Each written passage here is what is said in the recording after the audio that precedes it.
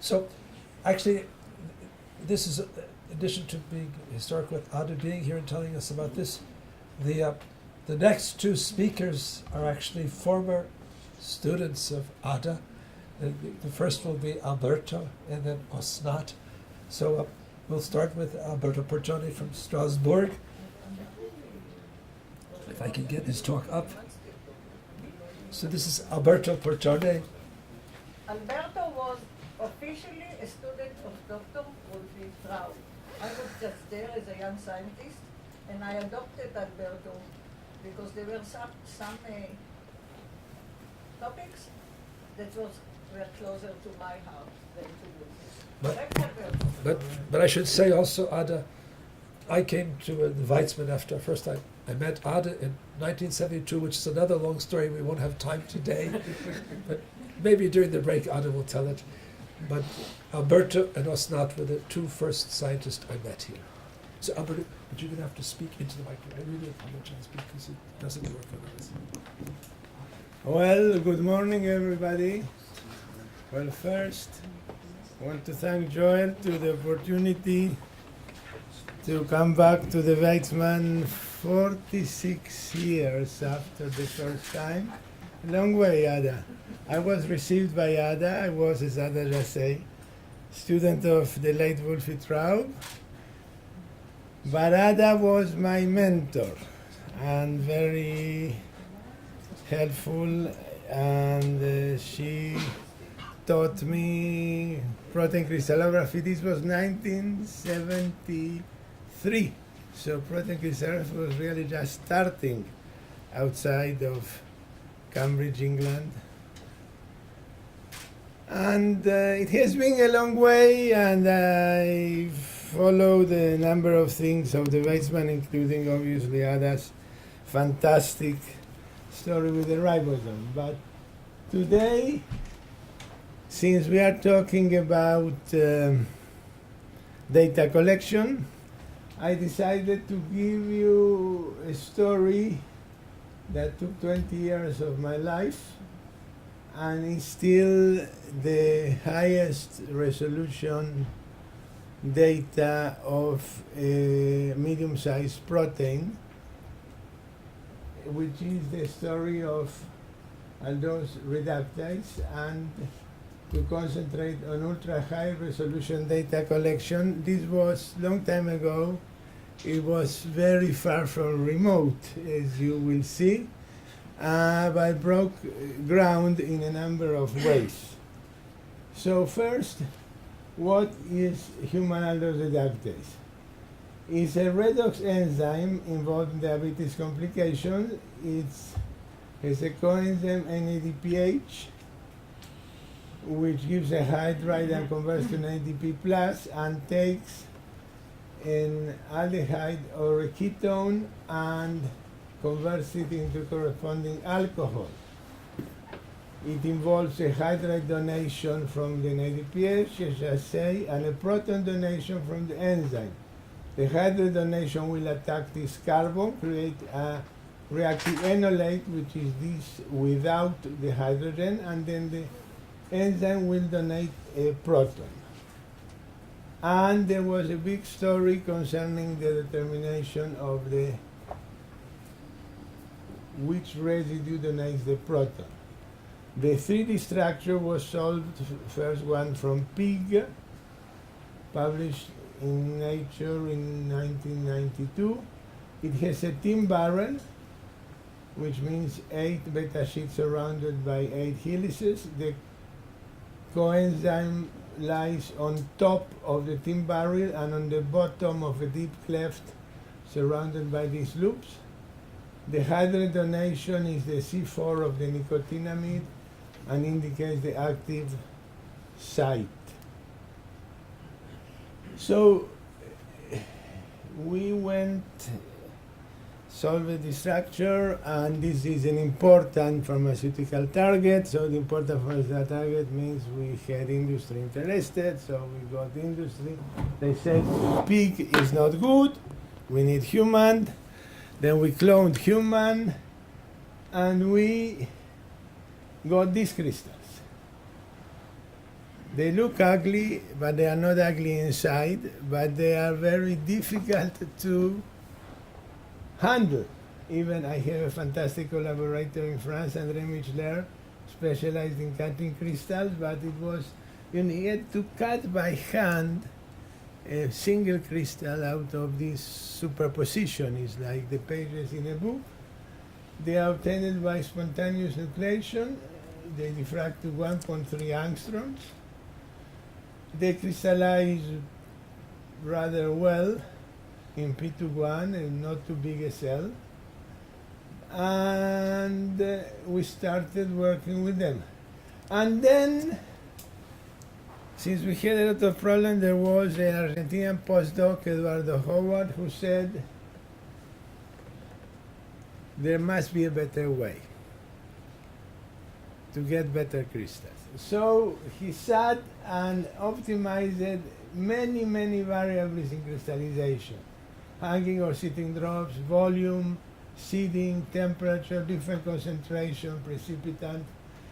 And it got just right. And I'm going to show you here.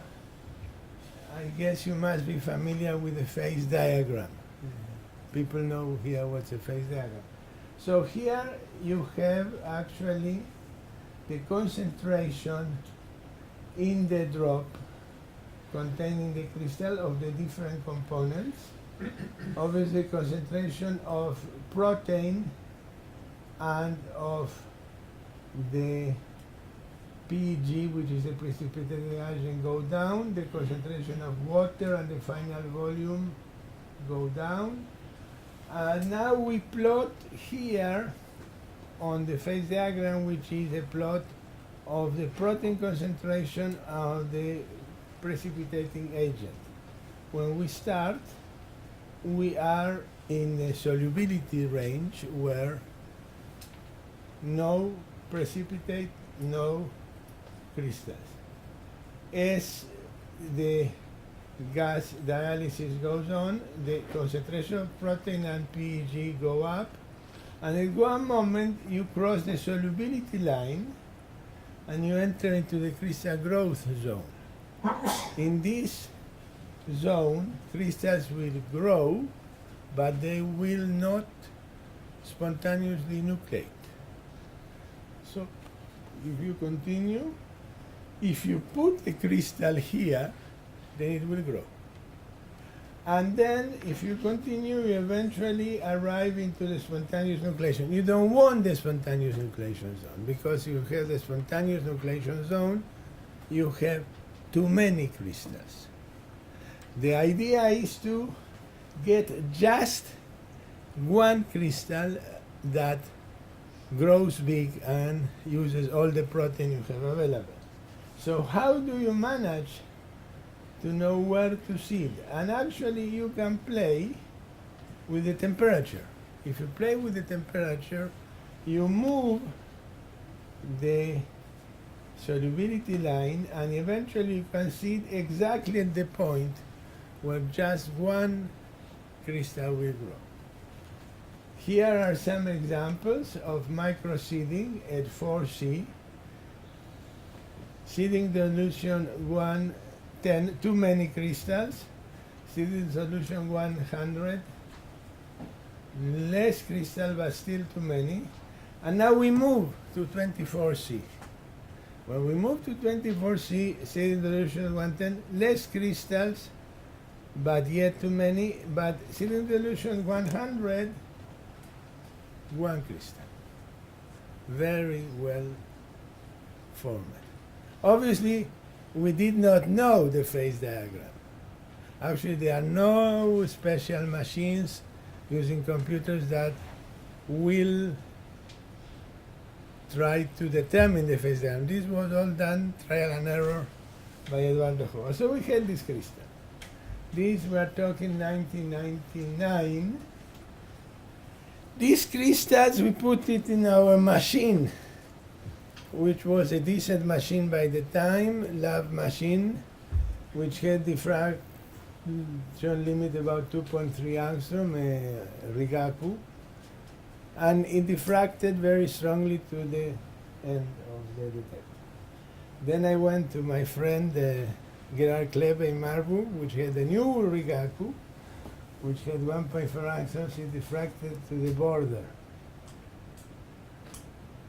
Then we got some time in SRF. We just had new beamlines. We squeezed our crystal. The fraction limit was 0.9 at that moment in the famous quadriga, and now it's recycled. Sasha knows. It diffracted strongly to 0.9 angstroms. Then I realized that I was into something very unusual. So I called a person, the late Paul Ziegler, which Ada knew very well, which I met him when I was in the Weizmann, explained the situation, and he said, you just come in the right time. We just are opening a new beamline at the Argonne National Labs, APS, and we have a big detector by the time, a CCD detector. This was 1999. And the person is Andrei Joachimiak. So I called Andrei and he said, bring the crystals as soon as possible. Ada explained to me how to ship them. Big deal at that time, how to ship. Big deal. I could tell you many stories. And this is the hatch at that time, ID19 at Argonne National Labs. The crystal is here, in the middle of the small volume. The beam is coming from here, and the detector is here. So we took a picture, and it diffracted to 0.62 angstroms, and that is still the highest diffraction, is 36,000 Daltons. We ended by taking two crystals, 11 data collections. This was measured in days, not in seconds, the time of data collection. We finally treated to 0.66 with an R merge of 2.9, completeness 89, strong I over sigma. And I am going to show you what it means, this sort of resolution. This crystal had an inhibitor. This is an omit map, means no phase information about the inhibitor. You see every atom of the inhibitor. And now here, the animation is not working, never mind. And every single atom of the inhibitor is clearly seen, and the height of the peak corresponds to the atomic number, so it's very precise. This is in the middle of a catalytic site. As I said, this is the nicotinamide, which gives the hydride here. The inhibitor has the carboxylate in the place where the substrate enolate would be, and makes two hydrogen bonds to a tyrosine and histidine, and behind there is a lysine and an aspartic. And all this is very crowded, a network of hydrogen bonds isolated from the solvent. So when I looked at this, the question was which residue gives the proton? So I went to a chemist. I'm originally a physicist, and the chemist looked at me and said, don't ask stupid questions, okay? pK alpha of histidine is 6.5. You all know what's a pK alpha, right? I don't need to explain. pK alpha of tyrosine is 8.5. Enzymatic optimum in pH is 6.5. So it's the histidine dummy. More or less that's the answer I got. Okay. I was a physicist, not a chemist, so I said, well, this must be right. And I'm coming back a little bit to show you what we see at 0.66. This was what I was missing before. Here I put the contours high, so the carbons exactly are around the size of the map. The nitrogens are slightly bigger. The oxygens are slightly bigger. Oh, the oxygens are slightly bigger. And then the fluor are slightly bigger, the sulfur are bigger, and the bromine is bigger. So you precisely can identify the atoms exactly at the right story. So we went along and looked at hydrogen atoms and bond. You see very, very precisely hydrogen atoms. You even see bond densities. It's a fantastic map. It's better than some small molecule maps. So we come back to what I just said before. Now that we have such precise data, we can see the hydrogens, we can see everything. Let's see which is the proton donor of the histidine and the tyrosine, the question that I posed before. And if you look at the maps, here is a map contoured blue at 2 alpha minus Fc means the atoms, non-hydrogen, and the red is the difference map that shows you that the histidine is only one proton at the N epsilon position, while the N delta position has no proton.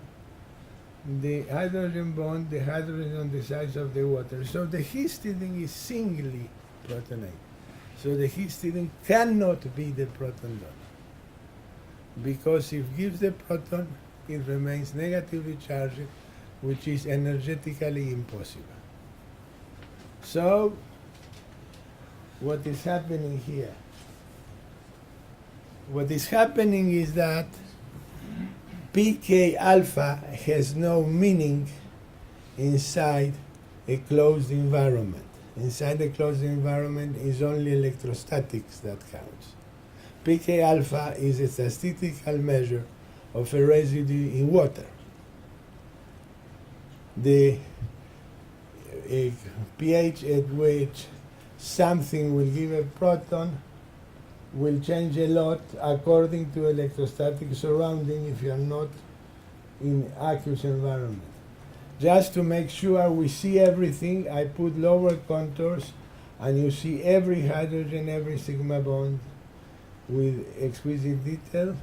So, and I think I am in time. Ultra high resolution crystallography is a very powerful tool to identify the protonation states of a protein. In this case, definitely the donor was the tyrosine. It took me another 10 years to understand how was that possible, the use of neutron crystallography, the use of quantum modeling, but finally in 2008, this is 1999, and published in 2004. In 2008, I proved that it was the tyrosine. And it provides also very accurate description of ligand-protein interaction, and therefore is very useful for drug design. Still, it's very difficult. Ultra high, say, structures better than 1 angstroms make only 1% of the PDB. So you cannot really shoot for ultra high as your goal. But if you get better than 1.5, you get accurate bond lengths, which also will enable to give give you the protonation states. And thank you very much for that. Thank you, Albert. Stay. Are there questions? Alberto, do you have any explanation why your crystal so good? And the years. I do. Okay, maybe 30 already. Maybe 30 already. I have two explanations. Alberto, I have two explanations. One explanation is that Eduardo Howard is a fantastic crystallizer, but okay, that doesn't really explain anything. The reason is the packing. The packing is held by direct contacts between the tin barrels. Direct contact, it means The tin what type of barrels. contact? The tin barrels are very rigid. The loops are not rigid, but the tin barrel is very well How ordered. much solvent do you have in crystals? I have about 40%, so it's not so tightly packed, but quite packed. But there is a network of contacts among directly the tin barrels, so that's very rigid. And the loops are essentially facing the solvent, so the fact that they are more floppy does not alter the order. The resolution is essentially given by the order of your packing. This is the key point of the resolution. And here we have a very strong interface between tin barrels. Does that answer your question, Sasha? Not all, but I will. Okay, no, part. Okay. More questions from one student. Rick.